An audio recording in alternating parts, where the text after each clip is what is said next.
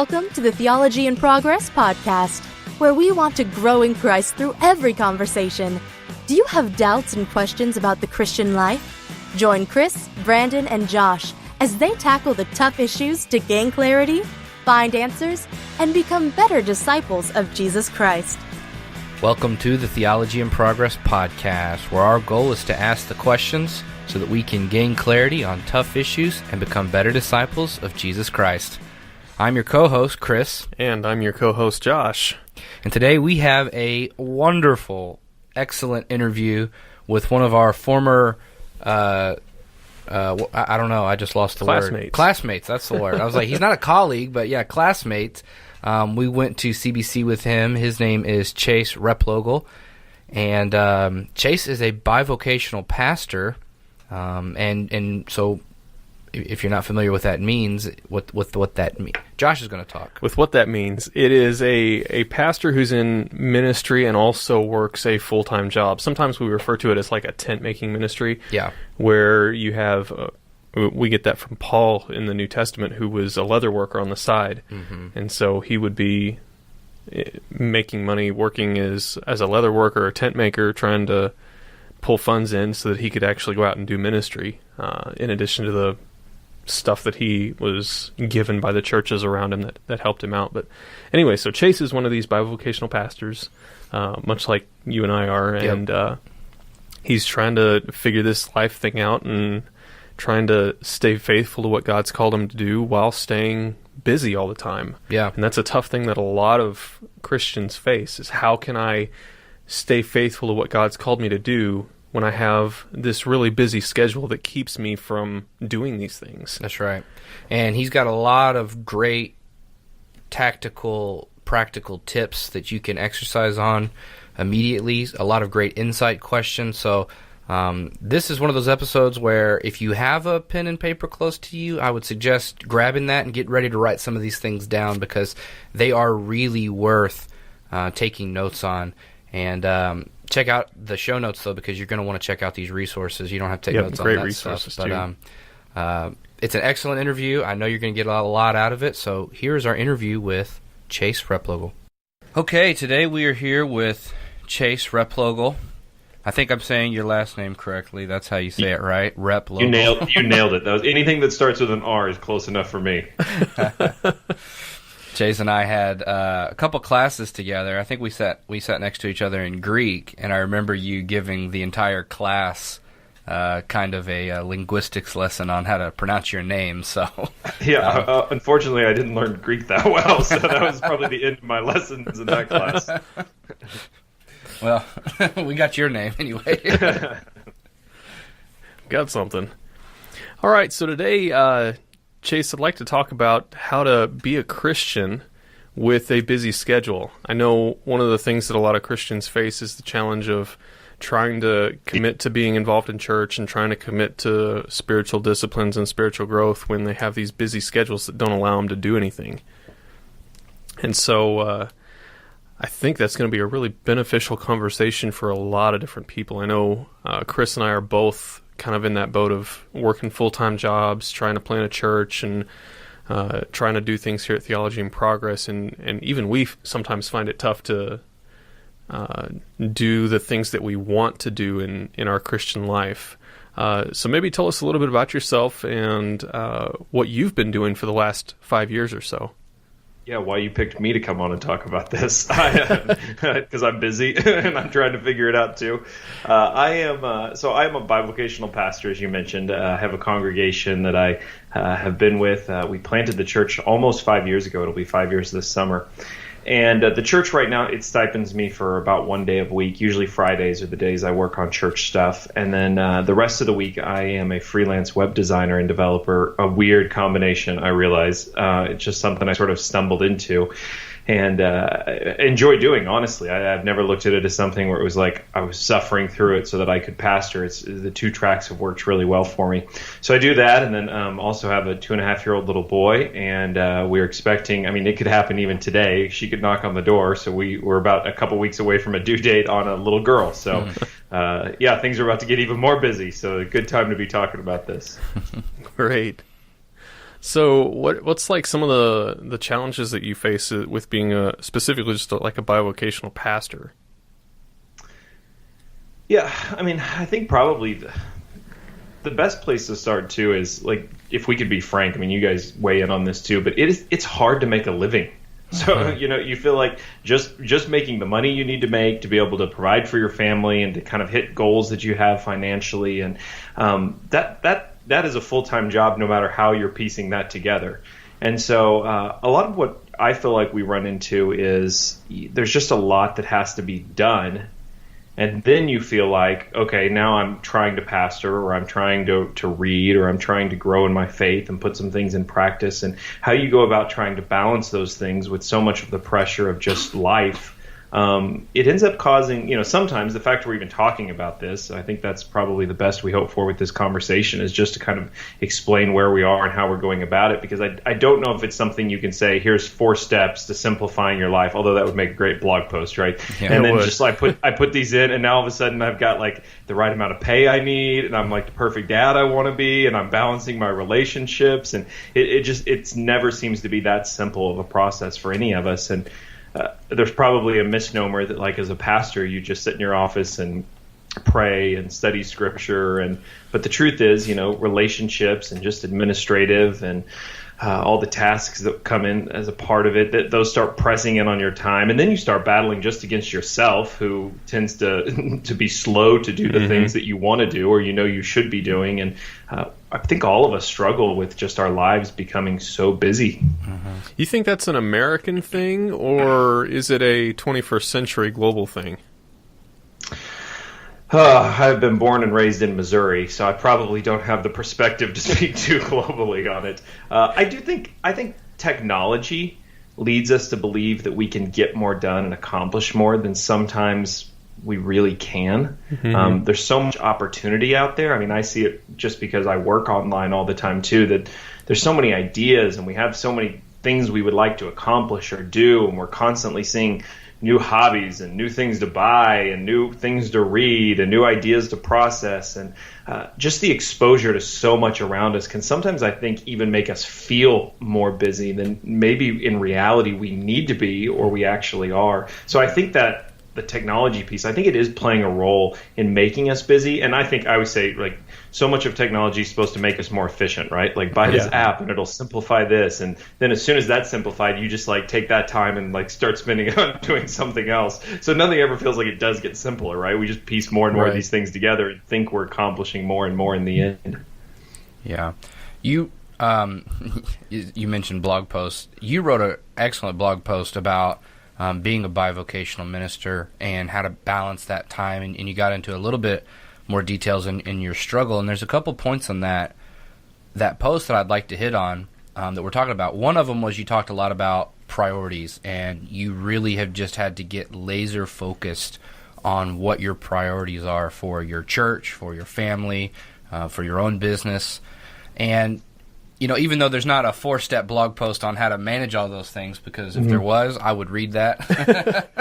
I want that. So if anybody can write that, I'm open to it. But talk to us a little bit about how you went about setting your priorities, and what maybe were some of the criteria that made the list and that didn't make the list. Yeah, for me, when it comes to priorities, the first thing we want to do is we want to like get out a piece of paper and a pencil and start like writing goals and sitting down. But I think that's maybe the wrong place to start, because what I recognized pretty early on was some of the things that I thought I needed to do, or some of the things I wanted to do, or some of the things that I was prioritizing. I don't know if that's what God actually was prioritizing in my life. And so specifically, I talked about in pastoring him.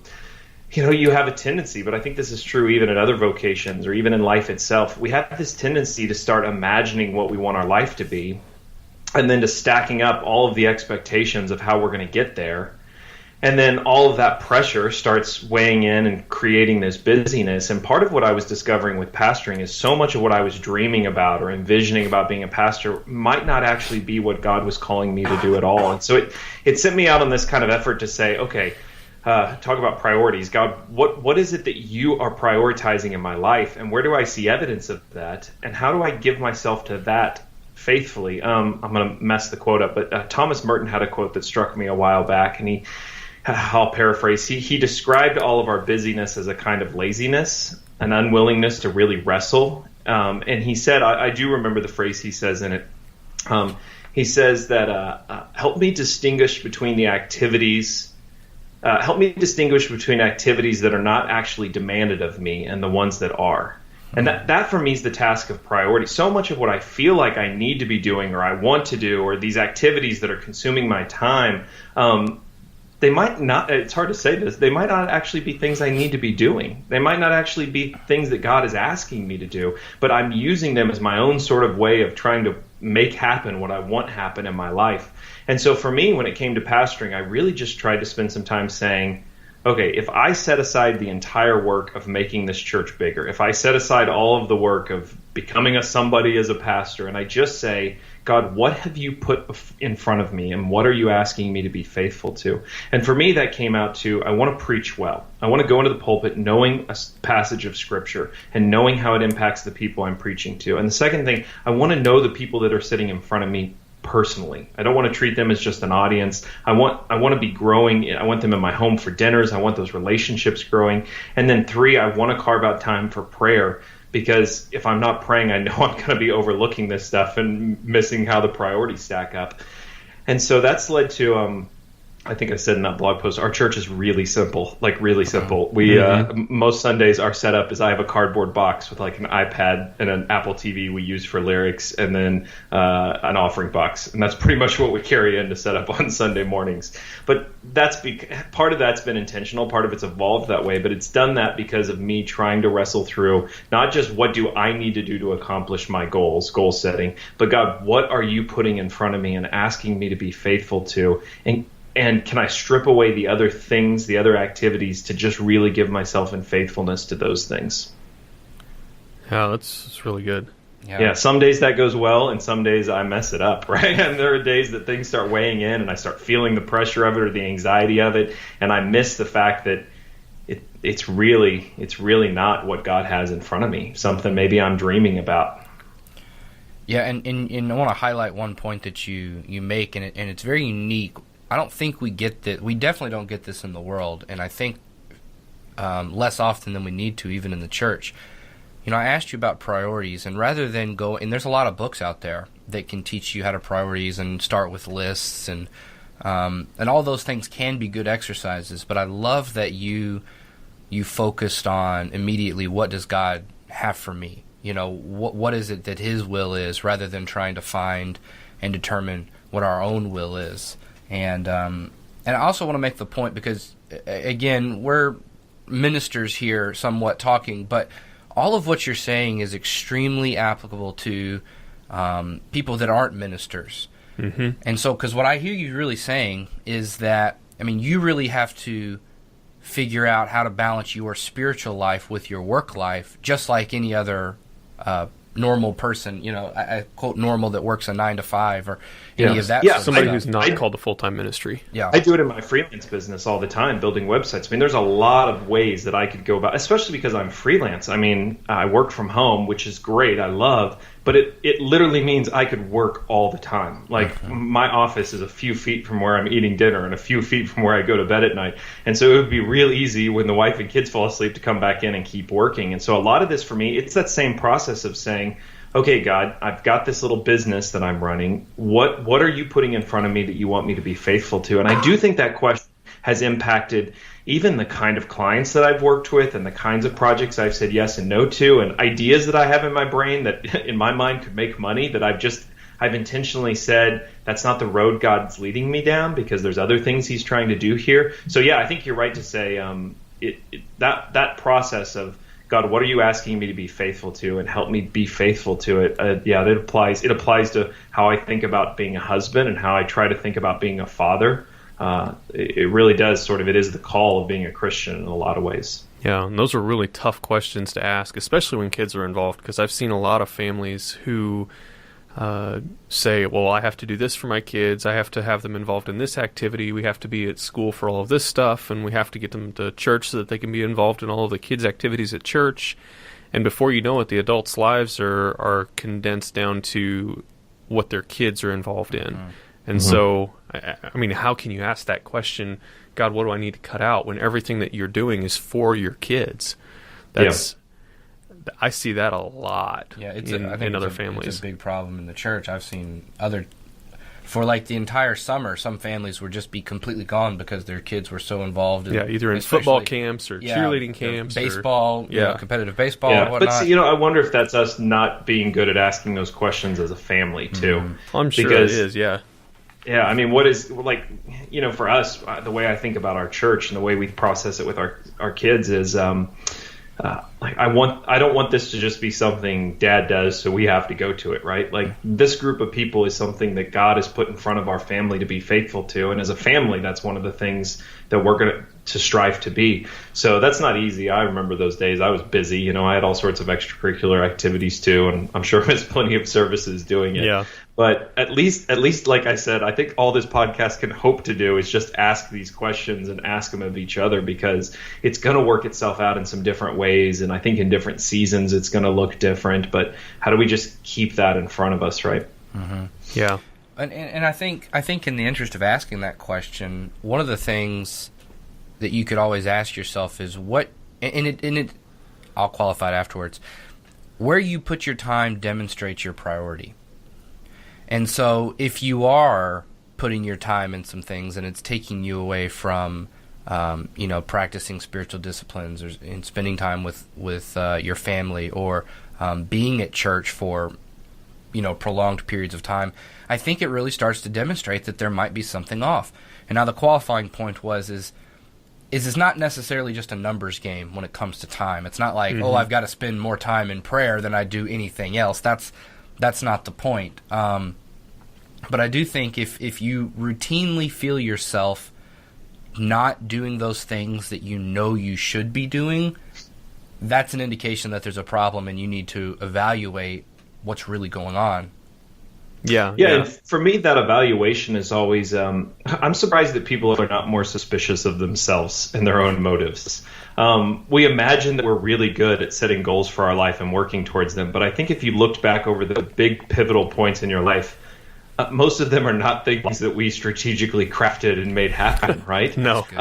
So I don't know why we think that, like, this future goal I have, that I'm just going to line everything in my life. And I mean, we know that that's God's territory, let your will be done. But we feel this pressure and anxiety to just craft it and shape it for ourselves. And so I try to get myself just to be suspicious of myself.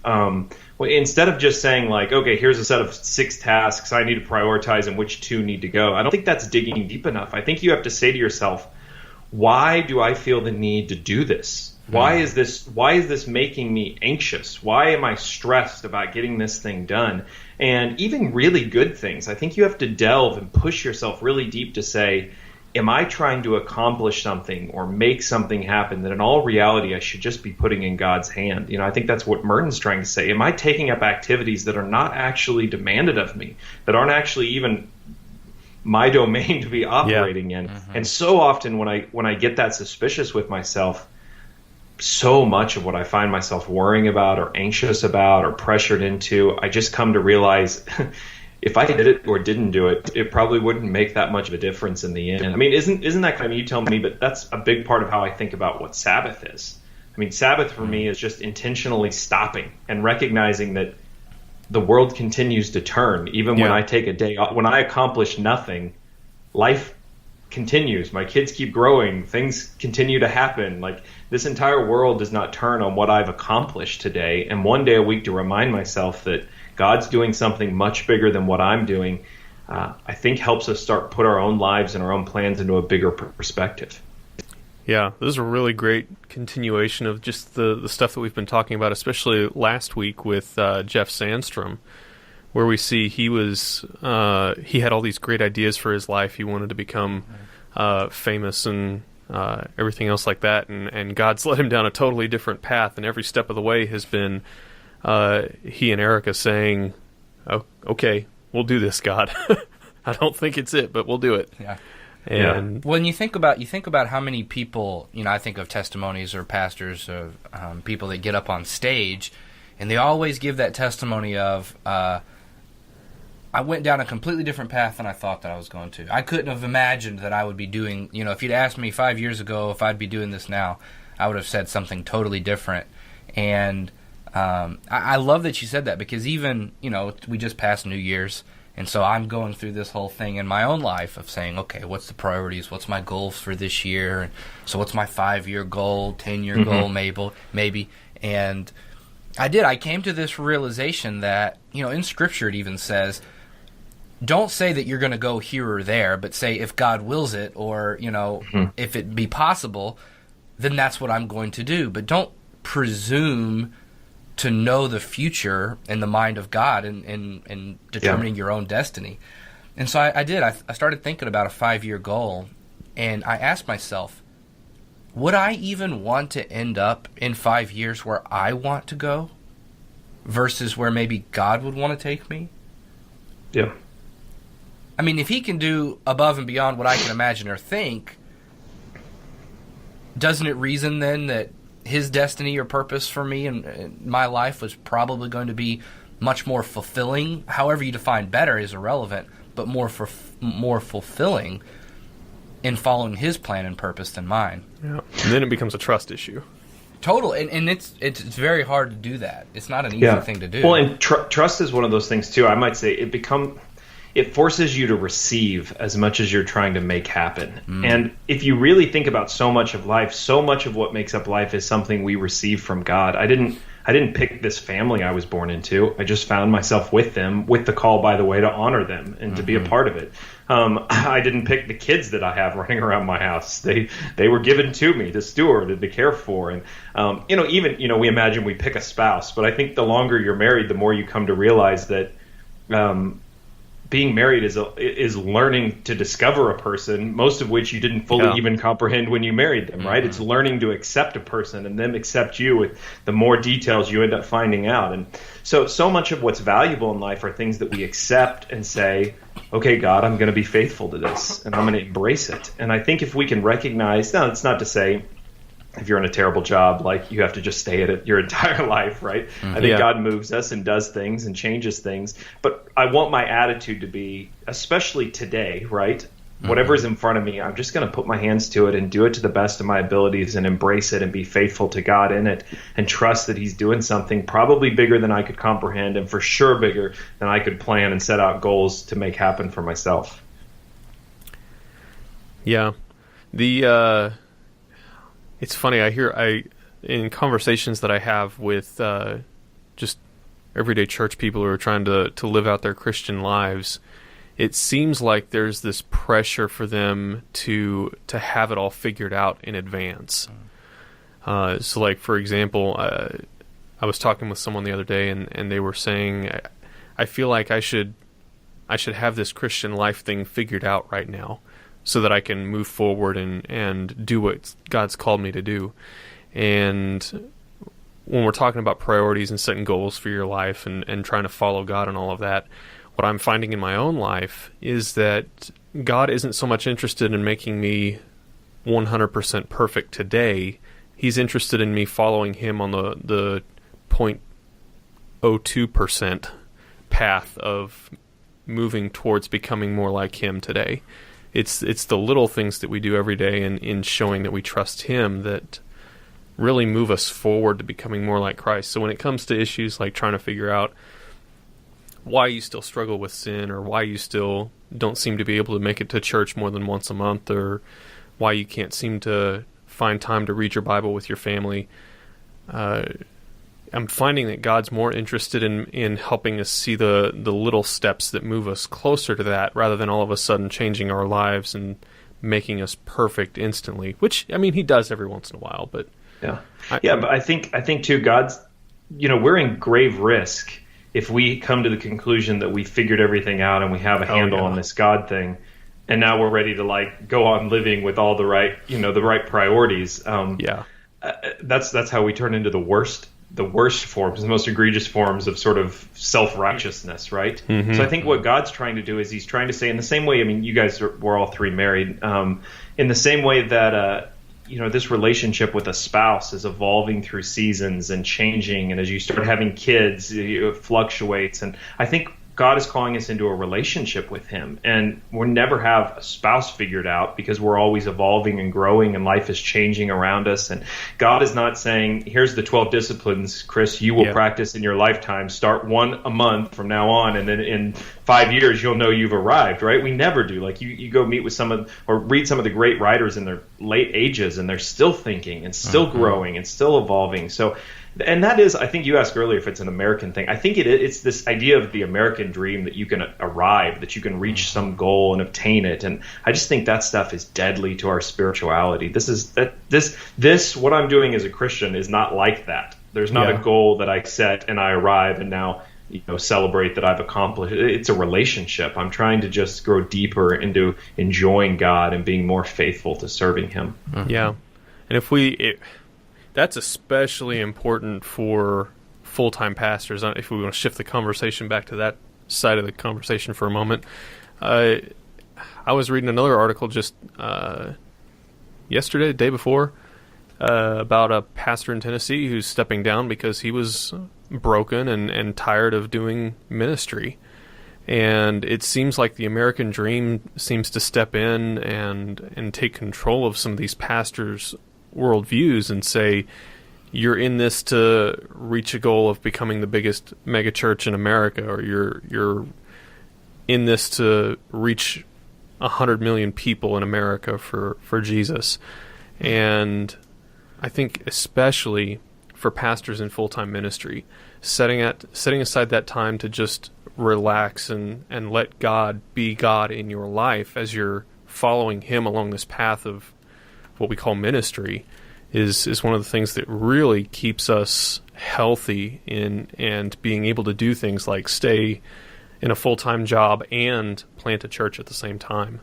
Yeah, it's why that question about why am I feeling this pressure to do this? Why am I feeling anxiety about accomplishing this goal? You have to ask that question because, look, the worst place this happens is in ministry, because all of the activity you're doing is not staying late, at a corporate business office trying to make extra money. All the activity you're doing is evangelism and discipleship and teaching people. And so it's so easy to think, I have to do this. I'm doing good things. God's called me to do this. When in reality, I think God is calling us to a kind of faithfulness that recognizes the whole time that he's the one doing this work. I quote all the time just because I say it to myself constantly. I struggle with this. Dietrich Bonhoeffer, in his book Life Together, has this line in there where he says that God hates visionary dreaming because it makes the dreamer proud, and it causes him to start demanding things of God and using the people around him. Now, that happens, I think, in the worst ways in a church, where a pastor dreams about what he wants a church to be, or who he wants to reach, or the kind of people he wants there. And with this goal in mind, he starts looking at the people he does have as a resource to help him get to what he actually wants. And you start demanding that God answers prayers. You start using your people and manipulating them and looking past them as souls and instead seeing them as resources that you can use. And you get proud in this goal, this dream you have. And I think the harder you work at that, even as it starts to accomplish itself, I think you start realizing that you've dehumanized people around you and you've taken the glory out of following God, and you're not even quite sure who you are anymore. But I don't think that's just a pastor's thing. I think it's the worst because you're handling secret things when you do it. But the same thing happens in families, in jobs. I have a dream about a career milestone or a salary I want or the things I want to be able to do in retirement. And all of a sudden I start using the people around me and dehumanizing my own family and demanding things of God and feeling the anxiety when it's not producing what I want. And we end up doing the same things played out over all sorts of careers and all sorts of goals. Yeah. Oh, man, that's really great stuff. So how do you stay... I mean, you mentioned several quotes, and so I'm wondering if just keeping those quotes in front of you help accomplish this, or if it's one step. But how do you remain simple? How do you... and you said you struggle with it still sometimes, but what is that thing that brings your mind back to the focused simplicity of the gospel and the simple tasks that you need to do every day? Probably two things. And again, this is me trying to figure this out as much as everyone else. I've already mentioned suspicion of myself. I just don't trust. I don't trust my motives, and I recognize all the time I need help. And the second thing is, I remind myself that I, as well as I think the Bible teaches most humans throughout history, have not been particularly good at recognizing what God is doing around them and responding to it. You look at Abraham, he gets the promise of a child, and he waits a little while, and then he and his wife come up with a plan to make it happen for themselves, right? They prioritize it and start taking action and setting goals, and it mucks the whole thing up. Or my favorite one of these is Samson. Man, Samson is the modern millennial man, right? So he's doing CrossFit. I guarantee he's taking a lot of selfies. He is all about the adventure. Like, there is no staying at home and working a 9-to-5 job with dad. This guy is hiking and backpacking and meeting women, and he has this experience, right, when he's on the way down to a Philistine city where a lion rushes upon him, and God's presence literally comes over him, and he tears this lion apart. And the next time he comes back by, he can't help but go look and remember what he had accomplished, missing what God had done in it. And he finds this carcass of a lion with honey in it. And most of us read that and go, what in the world is going on? I have no idea. And he eats the honey and then goes on about his day. I hate when pastors do sermons where, like, you have to understand the passage, you have to unlock some Hebrew word, right? And nobody else but the pastor has any clue what it means because of that. But there is a really interesting thing going on there in the Hebrew where the words for lion and the swarm of bees are really strange. It's literally something like, he turns aside and he sees the ruin of his enemy, and behold, a congregation of bees is inside with honey flowing out. Well, I think what was going on is Samson, who's a sensual man, right? It's his senses that are constantly pulling him into the story, what he sees. He has this experience out of nowhere walking down the road, and it ends up being God, with all of his senses being used, helping Samuel see a picture of what God is trying to do in his life. You are going to be the one to bring down the ruin of the Philistines, and out of it, you'll create a place for my people, this congregation of Israel, this land flowing with milk and honey. And I don't know if you remember the story, Samson absolutely misses the whole thing. He ends up making a riddle out of it and gambling with the riddle with the Philistines. I think that story is about God is constantly working around us in all sort of experiences and things we see and taste and touch and in all sorts of encounters and conversations. And most of us, like Samson, trivialize it and make so light of it and are so distracted by our own path that we just miss what God is doing around us most of the time. So how do you go about doing it? I don't know if there's a good way other than to say to yourself every day, God is doing things around me that he's calling me to be faithful and respond to, that I need, things that will make a difference in how I look at this world and how I understand my family and prioritize this work. And I know on my own, without his help, most of those things I'm going to walk by and make too little of. Christians get a bad rap for being sort of anti-senses, right? Like, we imagine the really spiritual life is the person who's like in a dark room for hours in silence, contemplating God. But here's God pouring out in this whole world of experiences what he's doing to Samson.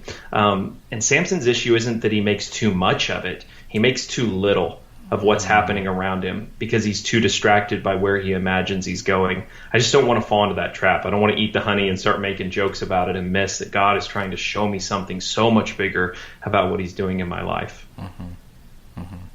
Wow, that's pretty powerful. We're going to transition here in just a second and ask you some sort of wrap-up questions. But and I'm not trying to do anything weird here, but or intentionally try to plug anything. But those are two great questions that I would really encourage people to just journal about. You know, if you, even like once a week, if you just stop and write those questions and explore the feelings within your own heart, I have discovered over the last few months of journaling, it really bubbles up all the hidden things that you didn't know were there, and helps kind of untwist the maze of thoughts that we have in our mind. And sometimes you think you're doing things for one reason, and you'll discover you're doing them for a completely different reason altogether. And it's been a really powerful discipline that I've worked into my own life. And I would encourage people to take those questions. I'm going to start doing that weekly now.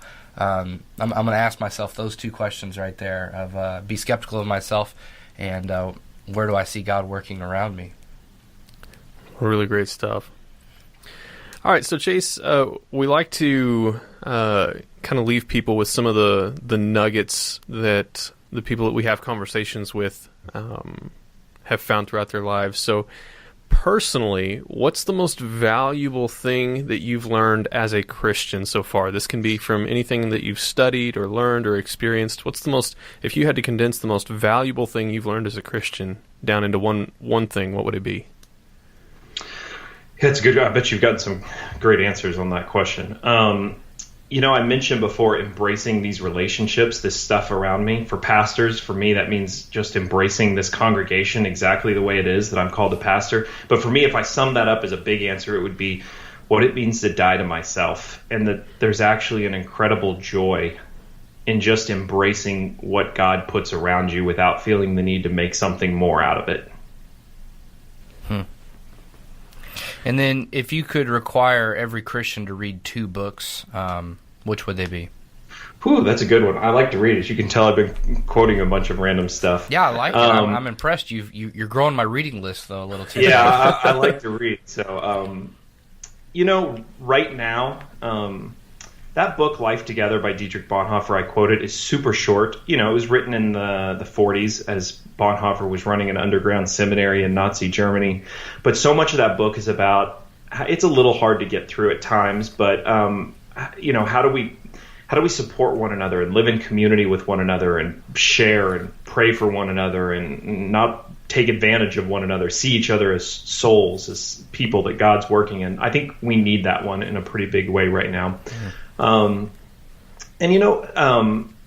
Tim Keller's book on prayer has been a really important one for me because I don't think we have a shot at any of this if we don't cultivate lives of prayer that aren't just lists of things to pray about, but a kind of contemplative prayer that comes to God and listens and learns to develop a sense of what God is doing in our life. So, man, if we learned those 2 things, how do we live amongst each other and not use each other? How do we pray and sense what God is doing? I think that could help a lot of us turn some things around.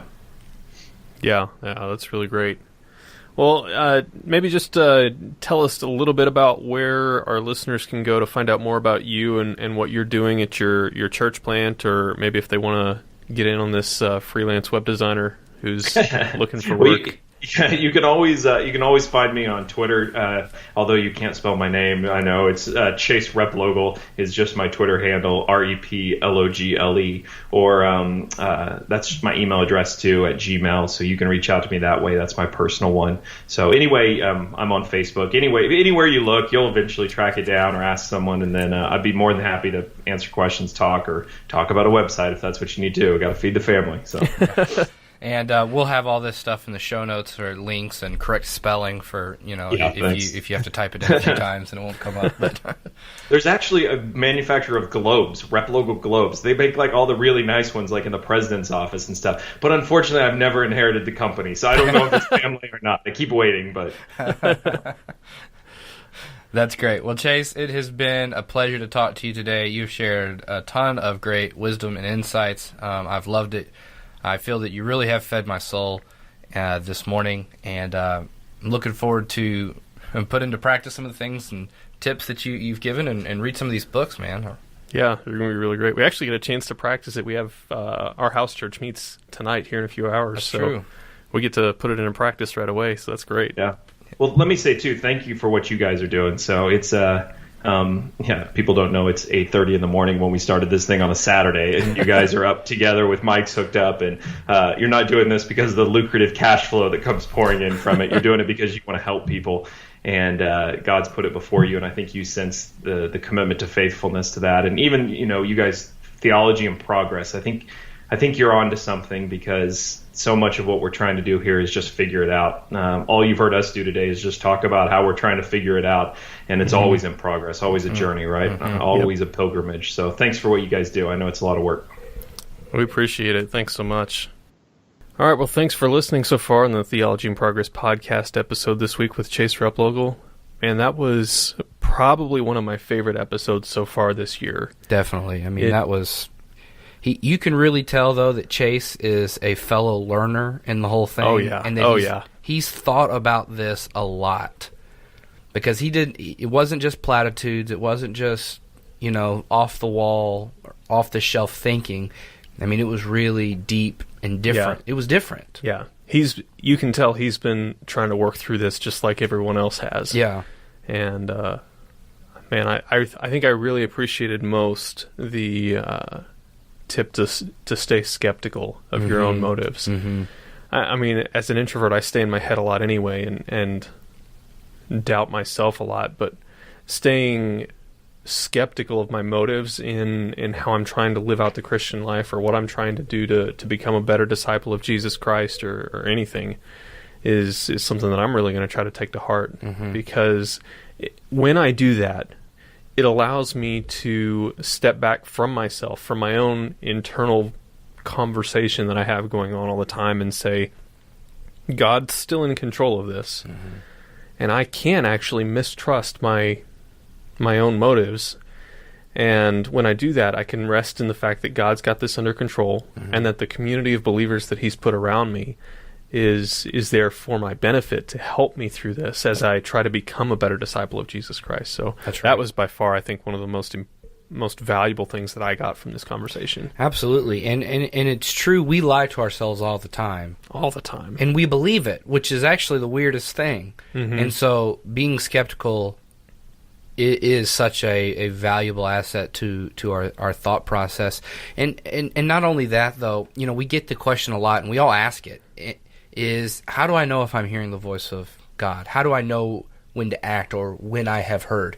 And I think that remaining skeptical, and even when he talked about aligning your priorities not with what you want, but with what God wants, if you want to know how you hear the voice of the Lord, do that. Yeah. Scripture lays out the big things, number one. And so if you are genuinely trying to live out the will of God and being skeptical of your own motives, I think trusting God and walking in his order becomes not easy, but very simple. It's not easy, but it becomes simple. And I think that's a lot of what Chase was talking about, too. Yeah.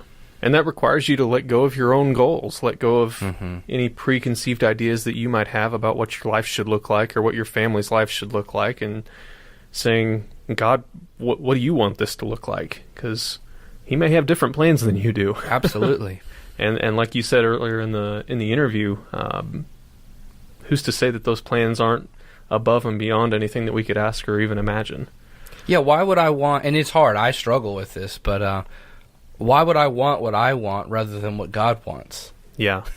Yeah. I mean, think about it. Think about who you are in your perspective and who God is in his perspective. So, anyway, I hope this episode has been an encouragement to you. I hope you see that pastors are really no different than anyone else, and we're all trying to struggle and walk out this daily walk with God and to put our priorities in place. And, And it's a hard question. It really are. These are some of the hardest questions to ask that we often overlook. Yeah. Just real quick, John Piper had a quote a couple of years ago where he said something to the effect of, pastors are really just convalescing cripples among the lame. And so don't look at pastors as someone to be put on a pedestal or someone who has this whole Christian life thing figured out. Pastors are just convalescing cripples. Convalescing means getting better. Convalescing cripples who are trying to help the lame get better themselves. And so we've all been affected by this sin thing. We all try to become better disciples of Jesus Christ. So keep that in mind, and man, ask yourself, God, what do you want to make of my life? So if you want to share this episode with someone else who might need some of these valuable insights, please do so. I'm going to be doing it with several different people. This was, like I said, definitely one of the most valuable personally podcasts for me this year. So be sure to share it with any of your friends and family who might need to benefit from these valuable insights. And then I'd like to ask you to do one other thing that really helps us get the podcast out, and that would be go over to iTunes and leave a review. Leaving a review and giving us an upvote there really helps us get into the hands and minds of other people that really need this even more. So yeah, it's your way of being able to share it with people that you don't know. That's right. So thank you guys so much for listening. We will see you next week. Thanks for listening to the Theology in Progress podcast. If you enjoyed it, give us a like and share this episode. Be sure to subscribe to stay up to date on all our conversations. You can also support Theology in Progress through our Patreon page. $1 an episode goes a long way to make this podcast possible. If you have questions you'd like to discuss or ideas for a future conversation, we want to know. Contact us through Facebook or by emailing letstalk@theologyinprogress.com.